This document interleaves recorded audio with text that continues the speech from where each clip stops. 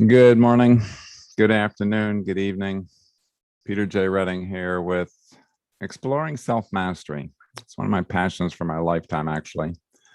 Who am I? Why am I here? How does my life make a difference? Does it make a positive difference to anybody or anything? Um, Journey I've been on now for about 35 years. The first 37 years, by the way, not so much. So if you're interested in any of those kinds of existential questions about who you really, really are, not who others have defined you to be, that's the journey that we're on. This is a series, let me get it up here. There we go. So we've had 7 episodes so far in series 5, exploring core self-mastery. We've gone through all the different processes. There are 6 of them total. And I'm going to open it up to questions today, and you're going to drive the agenda. I have process number 1, which is a core self-discovery process. And process number 2 is the validation, core self-validation process. So any questions that you might have about either one of these, we'll get into processes 3 and 4 in the following couple of weeks, as well as the self assessments 5 and 6 that are in this series. All of these are available at CoreSELFie, www.CoreSELFie.com, which is like right there underneath me. All right, CoreSELFie.com. They're available for free. Please distribute those, use those. I ask that you don't change it. You keep the attribution so that people know where to find it, and don't charge for it. It's free to you, and it's free through you. Thank you. Thank you for your support. So same quote as I used last week. I love this quote from Socrates. It hasn't changed in 2,400 years. And an unexamined life is not worth living. It's or you could say it's living a very shallow life that is dancing to the tune of what others have defined your life supposed to be, who you're supposed to be, what you're supposed to do, how you're supposed to do it. Yep, that's autobiographical. First 37 years of my life wasn't awful. It wasn't terrible. My parents meant well. Society, I think, overall means well. And there's a lot of pressure to conform, to be socially acceptable, et cetera, et cetera. My quote is: an examined core self life is incredibly worth living, incredibly worth living. And I think that that's what brings, in fact, I think that's the only way that brings ultimate self-fulfillment, sense of deep, personal, lasting fulfillment within me. So that's the journey that we're on. So I'm going to open it right away to questions. I'm going to put my chat box up here for those that have joined me in Zoom. And like I say, you're going to drive the agenda today. If you have any questions about process number 1, which is the CoreSELFtech discovery process. Again, this is downloadable on CoreSELFie.com. It's in a Word format. It's about 3 pages long, and it's turned out to be brilliant. They came through me about 8 years ago when my students in India said, "Hey, Peter, you have something shorter than the 90-minute version that you're teaching us as professional coaches that we can use when we don't have 90 minutes, or we're doing it with somebody that's not a professional coaching client." And this is what came out of it. And it's shocked me, frankly, that it's as powerful and as accurate as it is.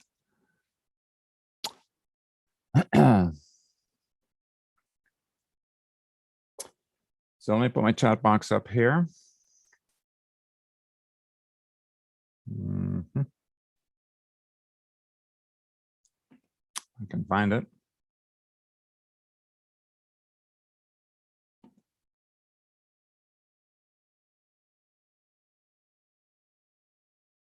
And for some reason, it is hiding on me right now. So let me not do that.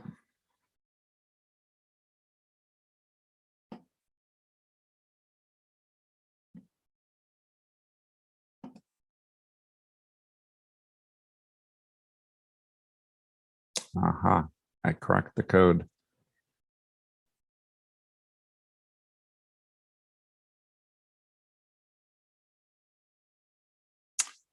Process 1 and 2, Q&A, September 28th. Very good. CoreSELFie.com is the website. And I'm opening up the questions now.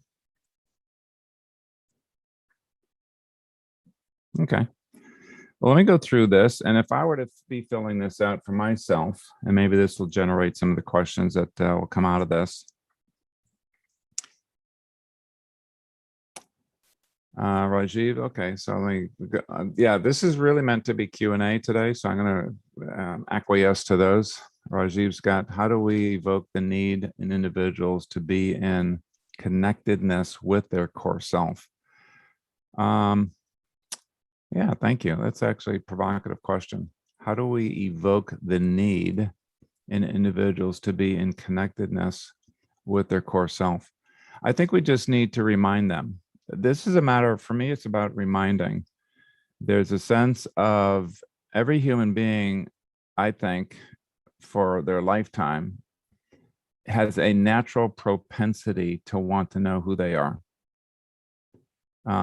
And the thing I think that drives that in my observations over the last, 30 years of doing this for both myself and thousands of students and clients, is there is a unfulfilled space inside of me when I'm not being myself, when I'm not being true to my, again, core self.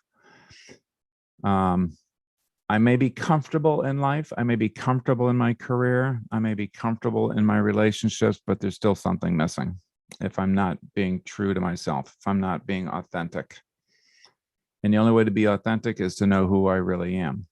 So there is a inner urge, driving force that frankly doesn't go away. And I work with people from ages of about, I think 18, maybe the youngest person that I've coached or trained, all the way up to somebody that was in their 80s. And there's the same urge. There's the same deep desire to, who the heck am I? Now, they may not articulate it that way. At 37, I knew that there was something majorly missing in my life, but I couldn't have defined it that way. I didn't know what was missing. I didn't know how to find it. I didn't know how to ask the right questions. So I would say to somebody, to your employees, to your family members, and general conversations, when you have a deep desire to know who you really are and why you're here on the planet and what your mission is, for your life's mission, come and see me, because I can support you to discover that, rediscover that within yourself, because it's already there. I can tell you right now, it's already there. But to rediscover it, bring it back to life. I lived in Southern California for a number of years of my life, and there's a coastline which is gorgeous. There's 23 different micro ecosystems in the first 3 miles of from the ocean into inland, that have different growing, different rainfalls, different shadows, different temperatures, different soils, different, all kinds of different things that make it 23, I figured, or 28 different things that thrive, right? Plants that thrive in that little section of the canyon, or inside the canyon, or just on the other side of the ridge of that canyon, etc. The idea here is the same as with human beings. And you go further in to Southern California, come into the desert, literally a desert. I was driving through as a young man, and it said national forest ahead, and I go, oh, thank God, finally some trees, because I came from New England, and it's yucca, not yucca plants, but Joshua trees. That's what it was, Joshua trees, which look like a glorified cactus. So I said, this is not a forest. Yeah, okay. So my point here, right, besides reminiscing about Southern California, is that there's seeds that are out there that blow in the wind, and they stay dormant for they can stay dormant for 80 years. And some of those seeds don't open up unless they are subjected to fire, heat, intense heat, and then they open up and they blossom, they grow, they do what they're here to do. But they're dormant, and they stay dormant for a very long time. Other seeds will stay dormant until there's enough moisture to loosen up, crack the outer shell, the protective shell that protects the germinated, the part that's going to germinate inside. I think human beings are a lot like that. If you are in a caustic environment and you have had to protect yourself, there's a barrier, there's a shell. People have reinforced that so that people don't get in. They don't get in physically. In some cases, they don't get in emotionally. Sometimes they don't get in spiritually, because they have packed that outer shell to protect themselves. In an environment where it is safe to maybe have a crack in that shell, kind of take a little peek out and say, can I be all that I can be inside this shell? Is there more to life? Is there more to happiness? Is there more to fulfillment? Is there a path to do that? And is it safe to do that? So for me, number one, it's already inside the person, the desire, to blossom, if you will, using the analogy of the desert seed. Is it time for me to blossom? Is it time for me to be? Is it time for me to do? Is it time for me to contribute what I'm here to contribute to my world? And again, I've said in the previous sessions, my world might be my immediate family. It might be one person. It might be my son. It might be a special needs person. It might be my elderly mother. It might be my church. It might be my organization. It might be the whole world. So world I use, whenever I use it, doesn't mean you have to be a global visionary. That's the kind of people that I work with. But you know what? We also need a whole bunch of other people that do other things in the planet. So yeah, that's a very long answer to your question, Rajiv, as far as how do you inspire them to open up, to want to know who they really are, and to be congruent with that. Once you've done that, then it becomes a repetitive, am I practicing that? Am I living that? Am I willing to be vulnerable, to have people say, who the heck have you become? Thank you very much. I've become back to myself, back to my core self. Thank you very much for recognizing that. That's what I do. Let me see what other questions that are coming through here. And this is great. Let me do a roller upper here.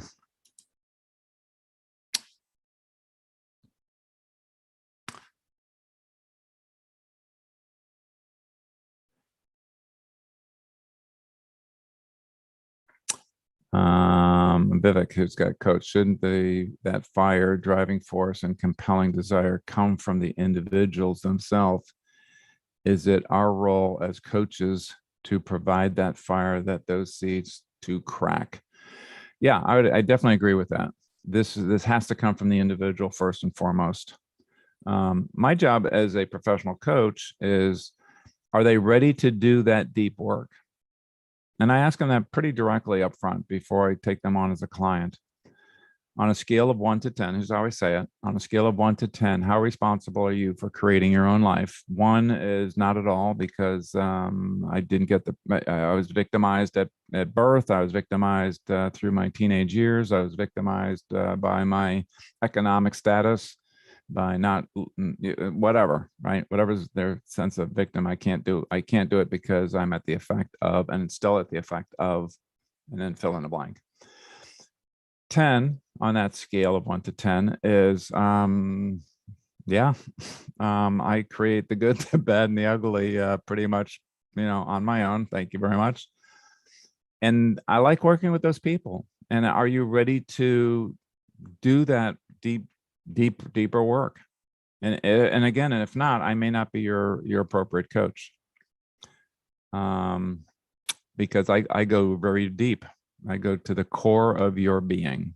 That's where we go before day one, before the first session, my foundation session. That's where we're going to head, deep down inside of you. And are you willing to do that? Are you willing to do that deeper work in our coaching relationship?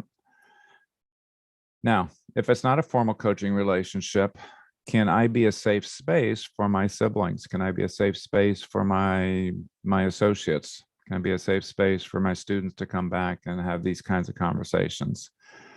And allow them and give them the grace and the compassion of knowing that this is deep work. And are they willing to do that? And now go deeper as we are at this very moment, or not. And I totally honor that. I have huge compassion for people that aren't ready to, oh, wow, that's too scary. I couldn't stand up. My mom and dad are still alive, and I would put them in their grave if I start doing the things that I'm thinking about doing as an artist, as a musician, as something that is deep down inside that individual that has been basically forbidden by their social surroundings. That's not okay.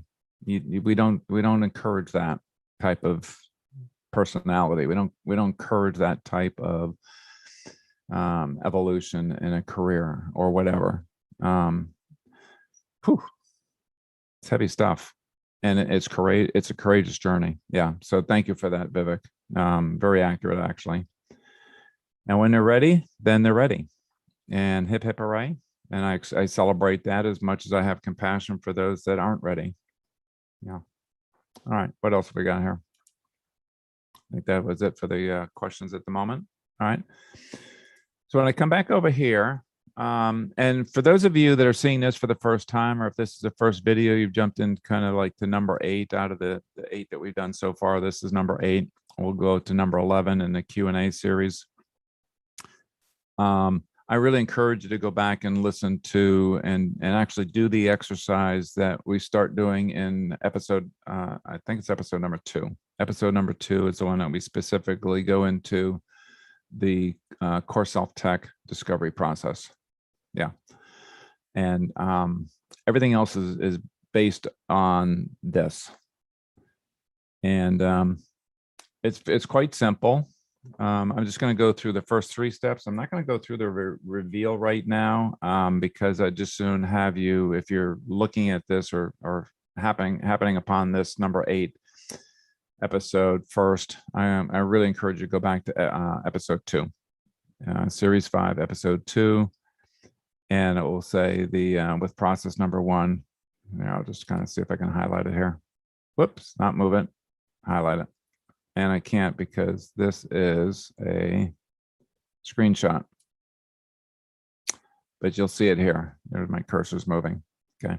Process number 1, CoreSELFtech discovery process, version 8.4. So the first thing that we do is ask them about an animal that they have affinity for, and what kind of qualities, what life-affirming qualities do they have about that animal. The reason I use an animal is because animals don't talk. I actually have friends that can communicate with animals and quite effectively. Most of us can't. Animal doesn't say, yeah, I kind of like, I'd rather have a steak for dinner rather than chicken. I've never heard that from an animal. So I use an animal because the process relies on a belief that I have very deeply that everything that I see that is important to me is reflected back to me from my world. if you have a sibling and the two of you are reminiscing about an event that happened back when you were, 12 and 14 or 20 and 25, whatever the age separation is or whatever segment of life. My memory of what was there was very different than my brother's or my sister's, because I am absorbing, I am attracting, I am reinforcing those things that are important to me. And guess what? They're doing the same thing.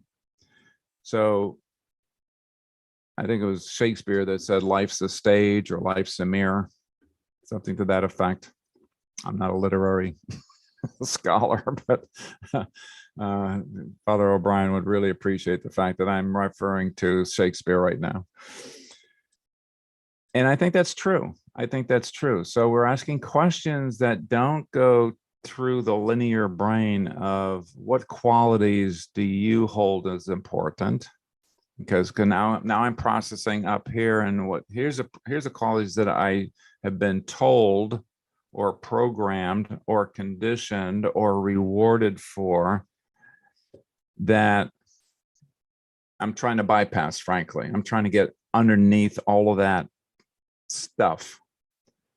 And by the time that you're 25, you get a lot of stuff that you have absorbed from society, parents, educators, etc. And it just keeps on heaping on top of that at 35 and at 45 and at 55 and at 65. You just more and more stuff that comes in terms of who I should be, what I should value, what qualities should be important to me.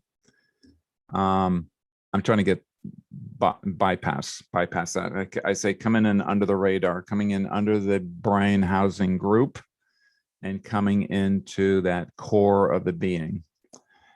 And so this questioning is very, very significant. Now, there's been some people that say, yeah, I don't really relate to animals. I've never had a pet necessarily. I don't wish to have a pet. I don't relate to tigers or elephants or giraffes or birds or whatever in the world of nature.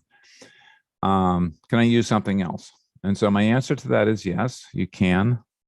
And what I suggest you use is someone that you admire that is either fictional or non-fictional, but you've never talked to. You may have read things about that person. You may have a sense of the attributes of that individual. You hear names like Mother Teresa or Martin Luther King or John F. Kennedy or some person that is well known, that you attribute something again that's important to you to that individual. And so what qualities do you absolutely love about that individual? Some people will take a relative, like my uncle, whatever, or my auntie or my grandma. That would be the third choice, frankly, for me to go to. For one reason is because I may have had communication with that individual and that person's told me what is important to them. So I'm trying to kind of disconnect from that place of being told what's important and rather glean it from afar or glean it autobiographically of, yeah, I love the compassion. I'll give you an example. I love the compassionate Mother Teresa that I attribute to Mother Teresa, not having ever met her or talked to her or right.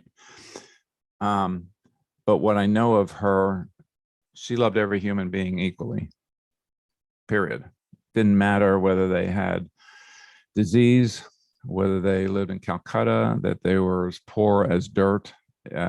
She loved that human being for the human being that they were, or world-class statesmen or luminary figures. She, yeah, you get the idea. All right. So that's step one.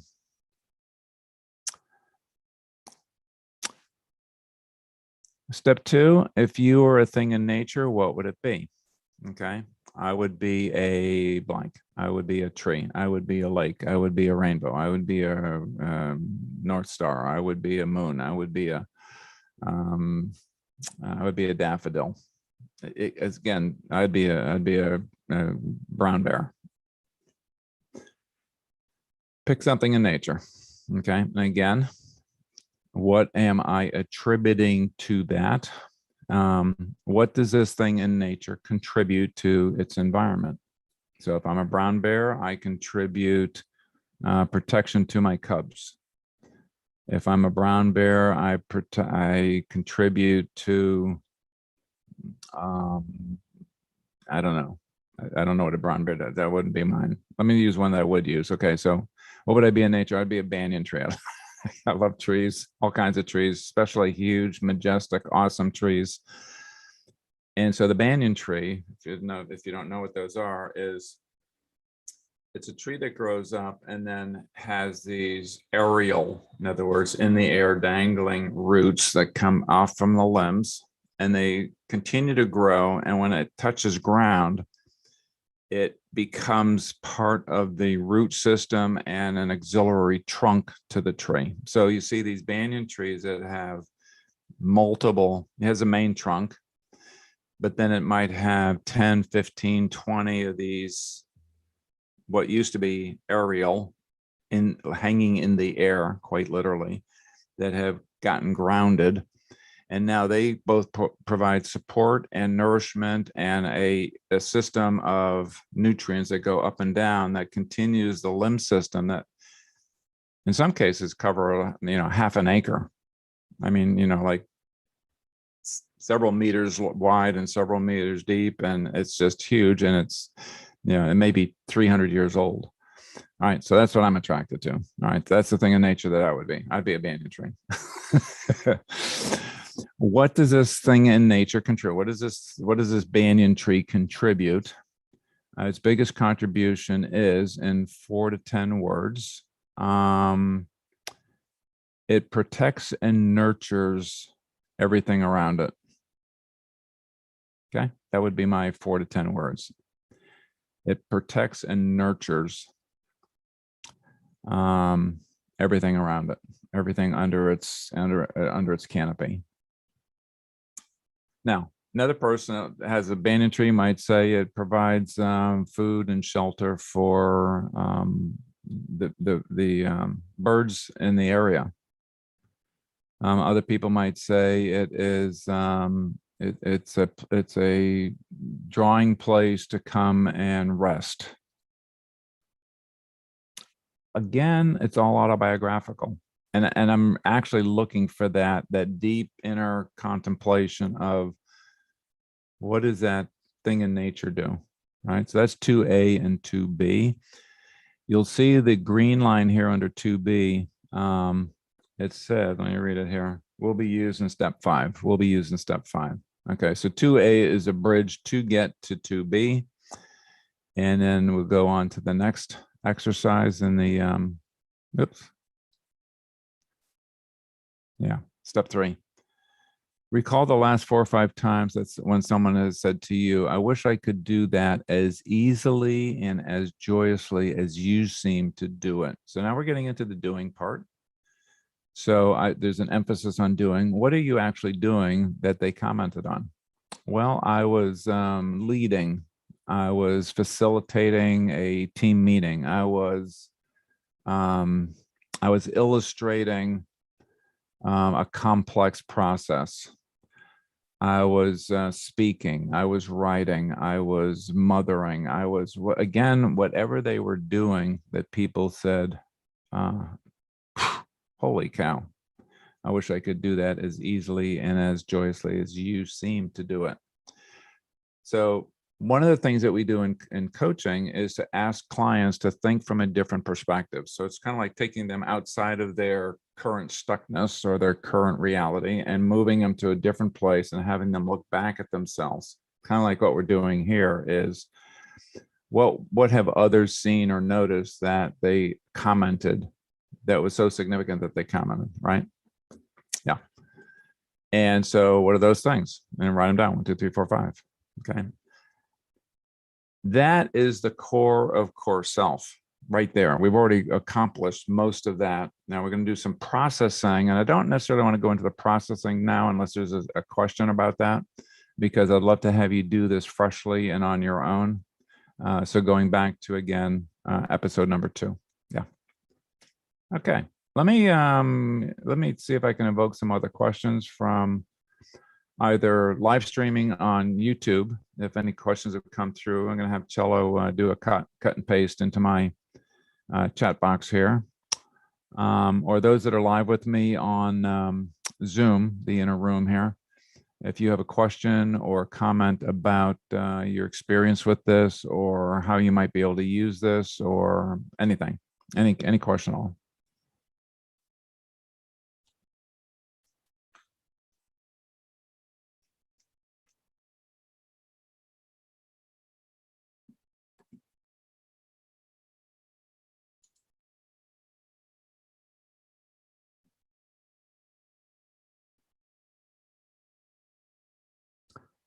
We got no questions coming in from YouTube. Okay, that's good to know. Thank you, Cello.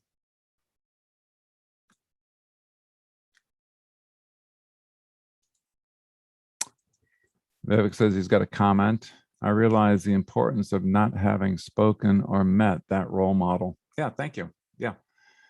I really am looking for that connection, perception. What triggered their remembering of that particular role model, or that individual, or that animal for that matter? And what do they? It's again, it's very clever, actually, I think, from a psychological standpoint, of having them reveal in a non-direct manner what's really important to them. What did they see? What are they really feeling? What were the emotions? There's something inside of them that's reaching out and gravitating to how that dog is 100% present. Okay. And not one of mine specifically, but you can relate to that, because that individual with their dog, that doggy, as soon as they come through the door back from work, the doggy is there at the door greeting them, right? Dog's never said anything, right? Like, yeah, I missed you today, buddy. I'm glad you're home. But there is an attribution of dog doesn't have anything else on their mind, and they're not judging. They're not judging you for being late. They're not judging you for getting caught in traffic. They're not judging you for not feeding them at their regular time at 6 o'clock at night, just because you're coming in at 7:30, and all the rest of that stuff that could get into the way. But what is the quality of that dog that you categorically? I love how present they are with me. And there's something that triggers that from deep inside their psyche, deep inside their core self place. Like I said, there's this has been much more impactful. I'll give you a statistic here for those of you like statistics and proof of these kinds of things. Is we have a long version of this. We've had it and we've developed it over 25 years ago. That get into all 3 of these factors in a much deeper manner through guided visualization. That's very, very, very powerful, deeply powerful, life-changing, powerful. And so that's what we do to train our coaches to do. And so for those that we've done that with in our coach training, then we take them through these processes here, these real simple page 1, page 2, step 1, step 2, step 3, and come up with similar kinds of results. Just it's not as voluminous, obviously, because it's shorter. This is I call this a 10-minute process, self-discovery process. The other one is about an hour and a half, 2 hours when it's done properly. And I've had a comparison. Okay, so I asked the students or my clients, I say, okay, so if you take a look at the long version, All right, let's call the bottom hand long version. And you take a look at the essence of the top version and you compare the two in terms of an overlap. What's their sense of overlap? Not the words exactly, because they'll be different. And sometimes they're not actually, which is very interesting. But most of the time there's different nuances to the words that come out. But what's the essence? What's the overlap from the long version, 90 minutes, I'll call it, vis-a-vis the 10-minute version? And overall, now it can range obviously from 0 to 100%, and it does. But by and large, if I take all of the statistics that I've gathered, it ends up being around 70% overlap. 70%, 70%. That's a bunch. And that's blown me away. And it stayed consistently there. Now, some groups might be 65% overall, and other ones might be 85% overall, and so on, right? You got individuals that, again, range from very few at 0. And most of them, I think, if I were to go to the kind of the grouping at the bottom, it might be 30%. Okay. And I always say to my students, if I can get 30% of what I would get in a long version for an hour and a half, and I can do that in 10 minutes, and that's all the time I've got to work with that client, stunning.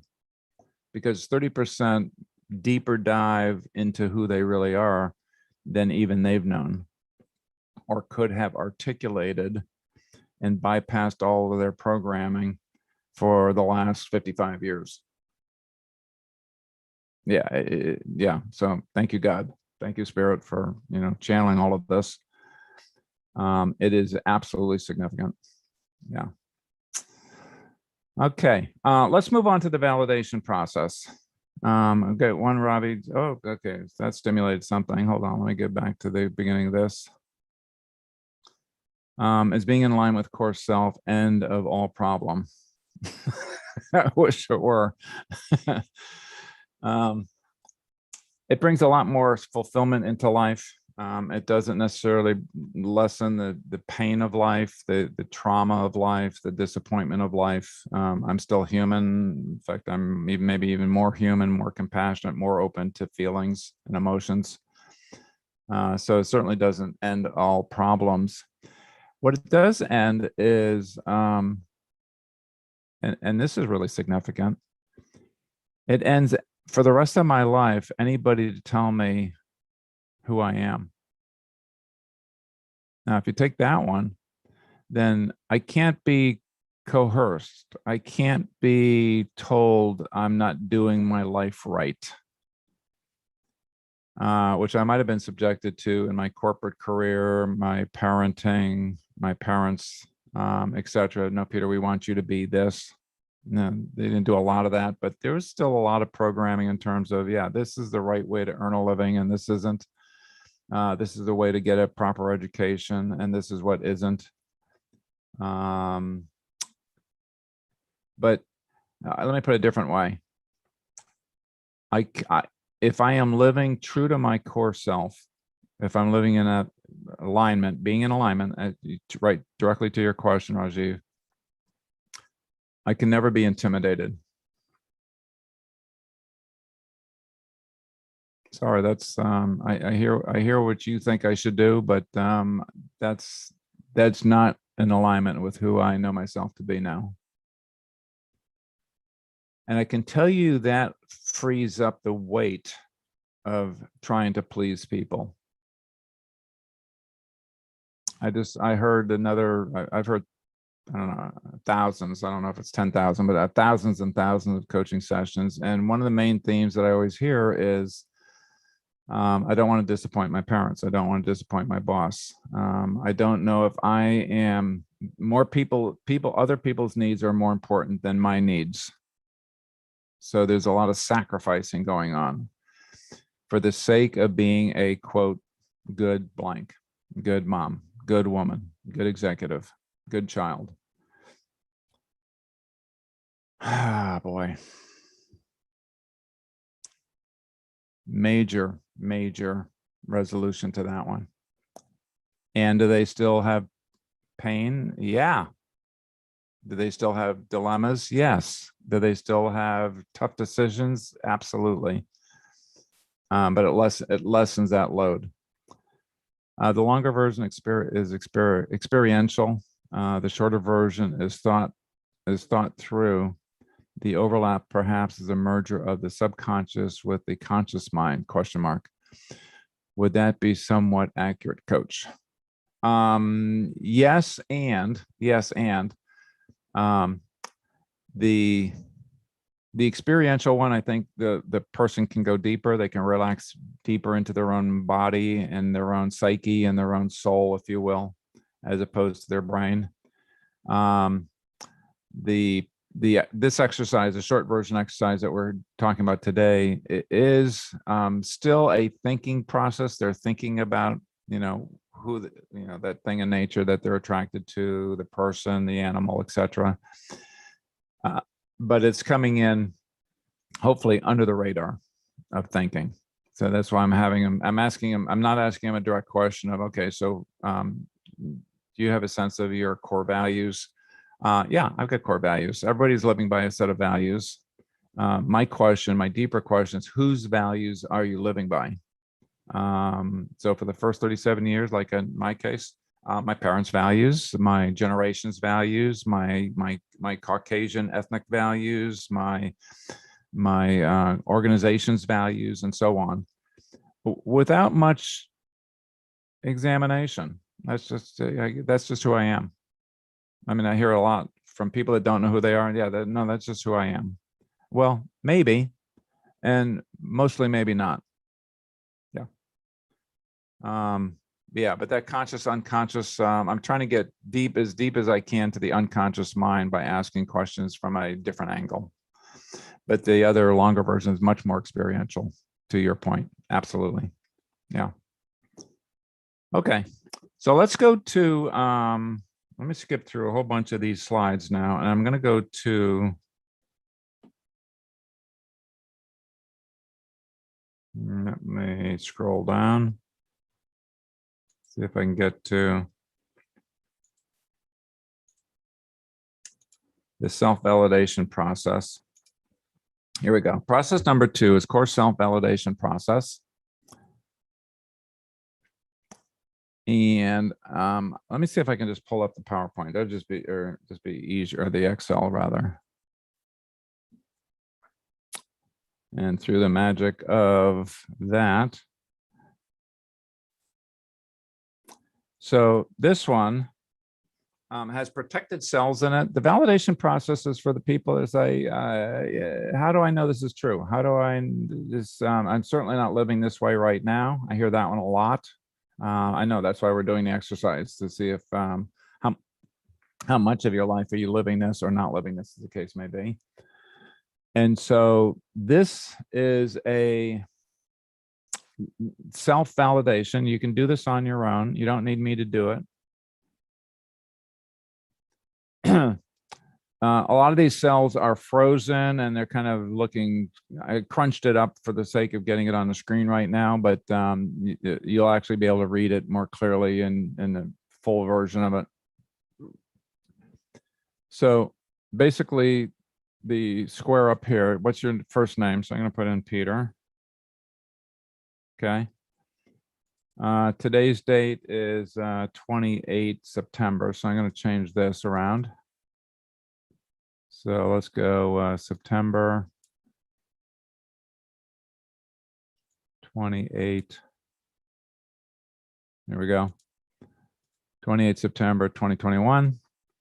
Now I'm going to come down here and I'm going to be asked to put in two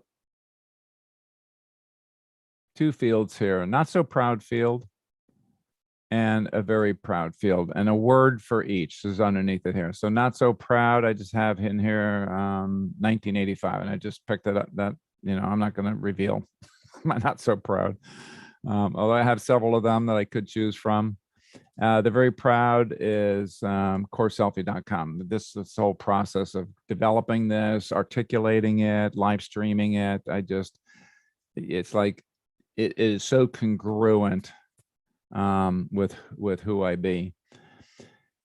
Now 1985 might have been, I don't remember specifically, but it might have been a place where I was having a divorce, or I was had some form of addictive behavior that I'm not really proud of, and I was not being myself is really the point of this one here. It's not the outcome of each. It's not the, wow, this is a spectacular outcome, even though it was a miserable time of life. That's not what I'm looking for. I'm looking at a time when, wow, I wish I could go back and be a different person, because I was not honoring myself and all those people around me. Maybe I was abusive. Maybe I was trying to take a shortcut in a not so honest way. Whatever that is in life, and I don't dwell on negative stuff, as most of you know by now. But find a place that you're not very proud of, and just put one word, just as a trigger as we go through the exercise. So I just put 1985. We'll leave it at that. CoreSELF, we'll leave that one there. And now from 1 to 10, 1985. When I was I living these values over here? Right, my value of freedom, creativity, retreat, thrive. It's another one, but you'd write these in here, and you can. Let me just add, I'll put thrive in here. Thrive. And in my not so proud time, yeah, I'm going to say probably more like a 4. Maybe that's even generous. I'll put a 3 in there. Let me backspace 3. Okay. CoreSELF 10. Yep. Yeah, clearly fully on 10. Same thing down here. You're going to put in your I am statement and just type it in. Okay. And then again, in the space where it was not such a proud moment, it's it'd actually be a 0, but I don't want you to put 0 in, because that'll screw up all the calculations and go wonky on you. So I'm going to put a 1 in there. And CoreSELF, living my life purpose. Yeah, I'm sure there's more, so I'm going to put a 9 in there, but pretty darn high. And then the final ones here are, the things that other people have noticed about what I do really nicely and do well. So I'm going to put 5 of those in there. And then think back in terms of how were these, was I employing these 5 things during that time of not so proud? And I'll leave it at a 3. I'll leave it at a 3. Okay. I'll leave it at a 3.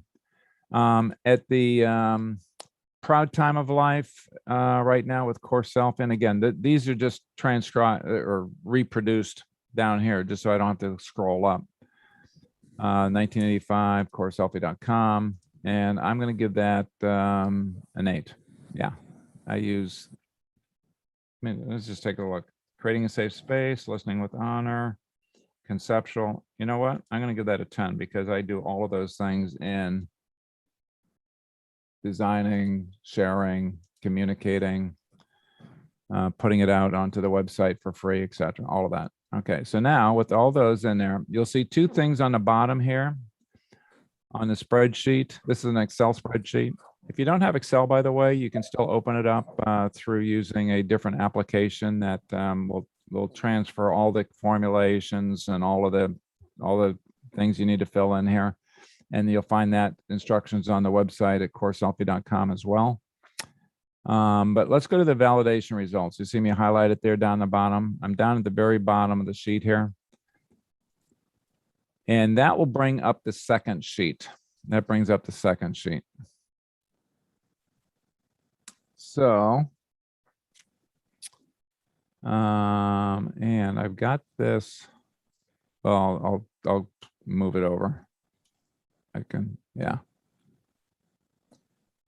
So what happens is that the same values over here show up down over here on the side. You'll see my name up here, up on top, Peter's results. You'll see, let me just move this again over a tad bit. You'll see 28 September 21. So that got changed and will get captured here in the second sheet. And you'll see the same numbers that I put in before of 3 and 10, 3 and 10. Further up or further down, it was 1 and 9. So those will show up here. You don't have to put them in again, automatically puts them in for you, and 3 and 10 on the bottom. And then it will multiply it times a weighted factor. A weighted factor is what's the importance of this particular element in the scheme of self-mastery. So what I say is that core values represents 30%. Okay, and you'll see it over here, 30%. See if I can highlight that right there, 30% of the total. So I'm going to multiply that times 3. So I have a factor of 30% here, or 3. 3 times 3 is 9. That's this column. This was 10. I'm multiplying it times 3. So 3 times 10 is 30. Okay. And then that's telling me that that is probably a true validation of these are accurate values, ways of being for you. The second group here, second row, is the life purpose. So you see life purpose highlighted there. Life purpose, I believe, it represents 50%, because if I'm being myself and I'm doing the things I'm here to do, but I'm not applying it towards what I'm here to do or contribute, then it's, yeah, it feels okay, but it's not, it doesn't give me the full oomph of fulfillment. When I'm doing my life's work and contributing, again, example right here, right now, Peter Redding, is as authentic as he gets.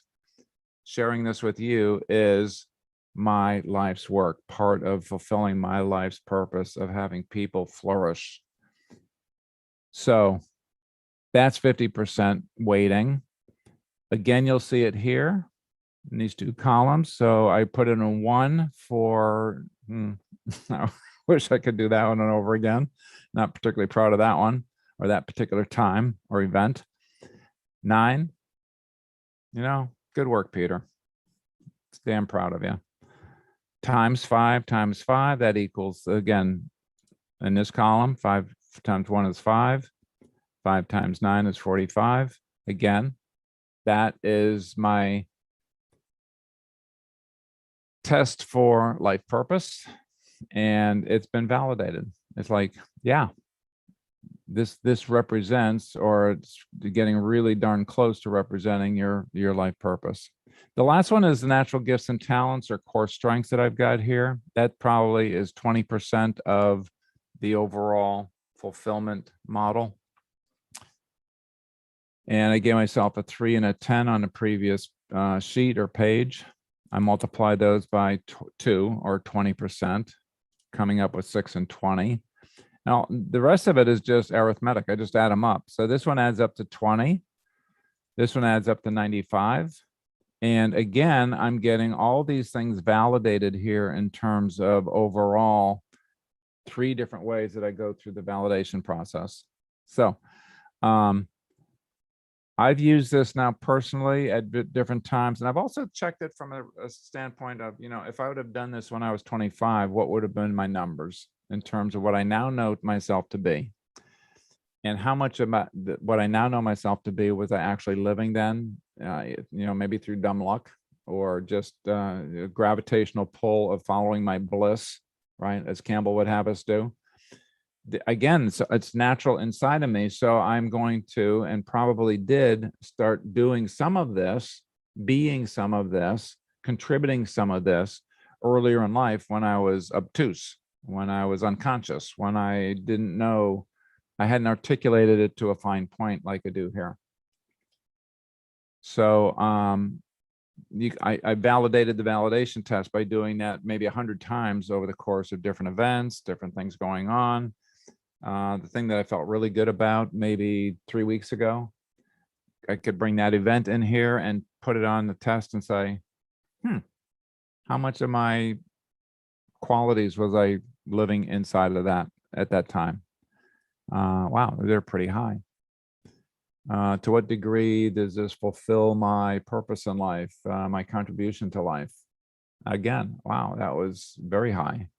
Maybe it was 8.5. Maybe it was 9. Maybe it was 9.5, and so on. So, and again, if I go blank sometime and I'm stupid, or I don't do, I'm not living according to my life purpose or my values or my gifts. This is proven time and time again, accuracy in terms of, the validation barometer. How am I doing? Am I feeling really, really, really good about who I am? Or I wish I could have done that very differently. Yeah. And so that's the validation test. We have maybe 3 or 4 minutes here. Any questions or insights or things that you learned in today's session?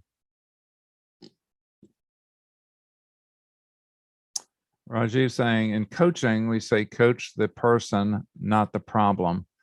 Does coaching the person mean bringing about the connectedness with core self for the client? First of all, yes, I love that saying. We coach the person, not the problem. At least a more advanced coach will do that. A new coach that is calling themselves a coach that hasn't been trained will coach the problem, because it's easier, quite frankly, and it's more obvious. But it's also transitory.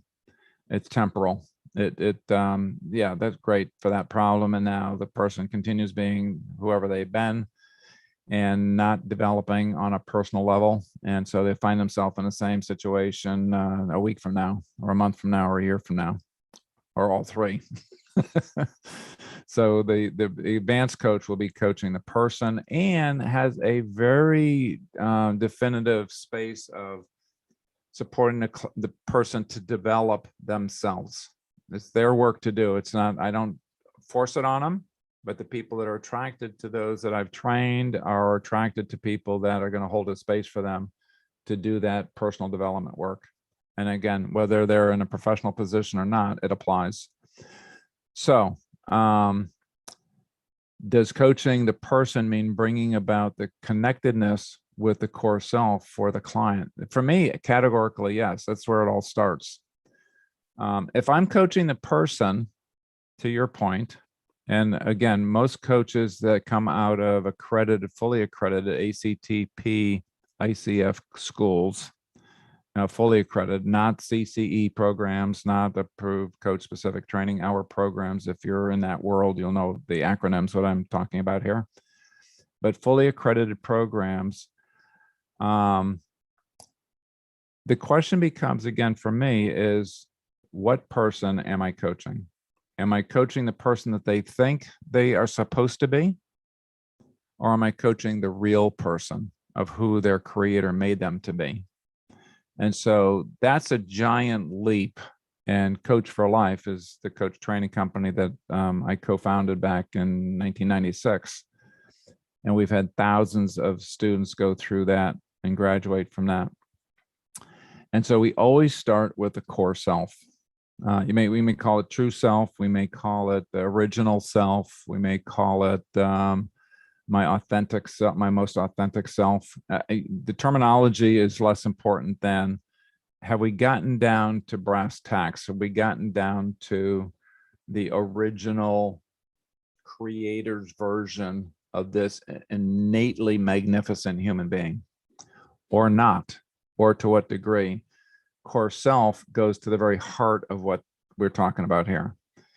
If I try to coach the person and that person is trying to act in congruence or alignment with their conditioned self or their culturally correct self, right? I'm an Indian, I am an American, I'm a European, I'm an Italian, I'm a Brazilian. And we Brazilians hold these truths to be sacred, right? Again, not bad. I'm not saying that. I'm saying, are they your values? Or is there a morphing that you could come back to connect with your original creator's brilliance, perfection, and descale yourself, let go of things that were put on you because that's the only thing your parents knew. And it's come from maybe multiple generations. Again, and I'm please don't hear this as, my culture is wrong. There's a whole bunch of things I believe in every culture of the world that is absolutely stunning and brilliant and awesome and admirable and worthy to be embodied. What I'm saying is be more discerning now that you're 25 years old or 35 or 45 or 55 or 65, and take the opportunity to find out, what did your creator have in mind for you? Wouldn't that be an exciting journey? And yes, now I've got the authentic, I can connect my client back to their 100% unique self, as opposed to a copy of somebody else's idea of who I'm supposed to be. Yeah, great question. Yeah, very insightful question, actually. And I love that you connected it to professional coaching. Q&A has been most helpful, better understanding of the process. I loved your answer to the first question from Rajiv, which was a powerful overview of how to introduce the value of the exercise. Looking forward to the replay to recapture your brilliance. Thank you so much. Appreciate that.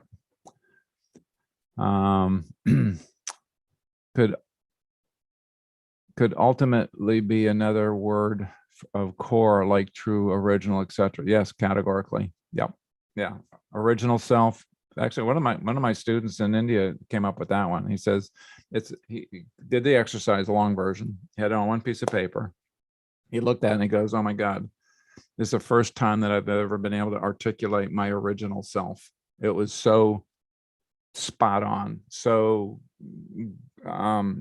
connected to who he knew himself to be at the end. And inside, this guy was almost like, I think he was 60, and going through like a process of retirement from his career, etc.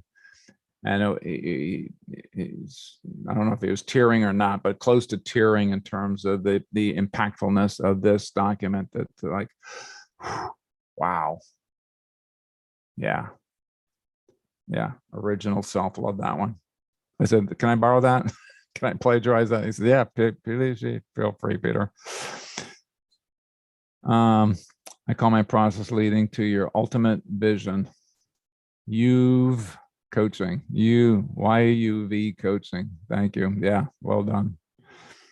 Okay, we'll take it from there. Thank you very much for showing up. Thank you for playing with me. Thank you for the questions, the provocative questions, the deeper questions of what's the context of this whole thing? How does it work in professional coaching? Because that's the other area of mastery that I'm in and love to train. So let me see if I can find just a wrap up to let you know what's happening in next week's session. So let me get rid of this. Let me come back to PowerPoint, if I can come up with that. So again, all of this is for free. It's my paying it forward. It's me being grateful and blessed beyond measure. And my goal is to get this out to 1 billion people. And I got to believe that there's 1 billion people that want to wake up, that are ready to do this deeper work, that are ready to own, and be who they really were created to be.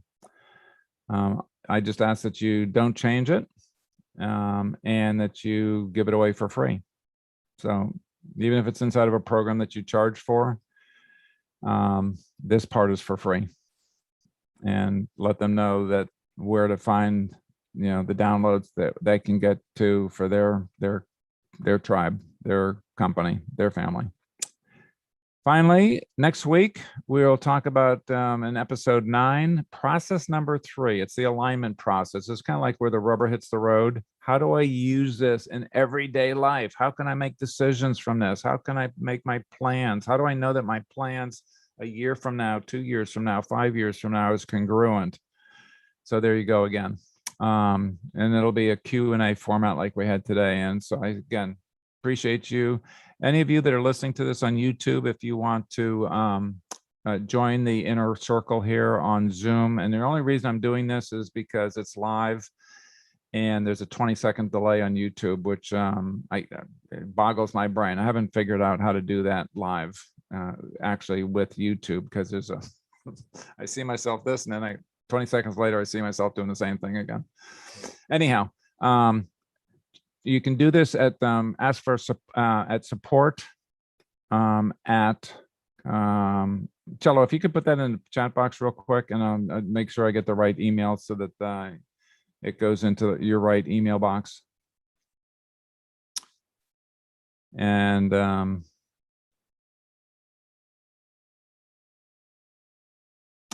support at CoreSELFtech, CoreSELFtech, not CoreSELFie. That's the website, but the email address is support at CoreSELFtech, CoreSELF